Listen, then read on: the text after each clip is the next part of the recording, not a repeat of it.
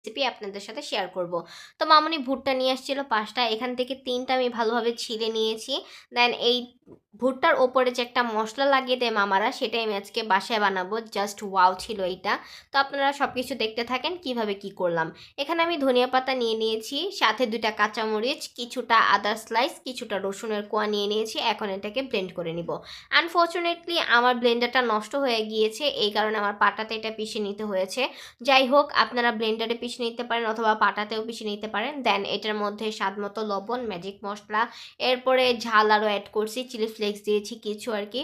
তারপর আম্মুর একটা সিক্রেট মশলা ছিল, সেটা আমি দিয়ে দিয়েছি। দেওয়ার পর এটার মধ্যে একটু ব্যালেন্স করার জন্য সব কিছু চিনি দিয়ে দিয়েছি 1 চামচ, আর একটুখানি পানি দিয়ে ভালোভাবে এইটাকে মিক্স করে নিয়েছি। এখন হচ্ছে ভুট্টা রেডি করার পালা।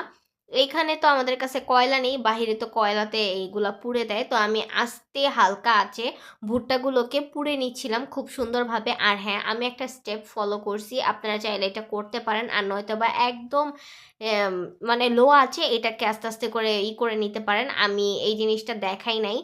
ফার্স্টে আমি তাওয়াতে এই তিনোটাকেই একটু পানি দিয়ে আর কি মানে ভাপে বসিয়ে রাখছিলাম, যাতে ভুট্টাগুলো সিদ্ধ হয়। ওইভাবে পুড়লে হালকা হালকা কাঁচা থেকে যেতে পারে, এই জন্য বেশিক্ষণ রাখিনি, 2-3 মিনিটের মতো আর কি ঢাকনা দিয়ে ভাপে দিয়ে রেখেছিলাম।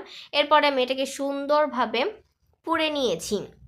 দেন আমি যেই মশলাটা বানিয়েছিলাম সেই মশলাটা ভালোভাবে এটার উপরে দিয়ে একটু বিট লবণ দিয়ে এটাকে রেডি করে ফেলবো। তো ভুট্টাটা বাহিরের থেকেও বেশি মজা হয়েছে, আমার কাছে বেশ ভালো লাগছে। আর আমি যে জিনিসটা সবচেয়ে বেশি খেতে পছন্দ করি, সেই জিনিসটা বাহির থেকে বাসায় বানিয়ে খাওয়াটা বেশি উত্তম মনে করি। কারণ বাহিরের জিনিস স্বাস্থ্যের জন্য অনেকটা ক্ষতিকর থাকে, তারা বাহি তেল ইউজ করে, বাহি খাবার দাবার ইউজ করে। এই জন্য বাহিরে যেটা খাই আমার কাছে ভালো লাগলে আমি সেই টেস্ট অনুযায়ী বাসায় বানানোর ট্রাই করি। আর আমার তো ভুট্টা খুবই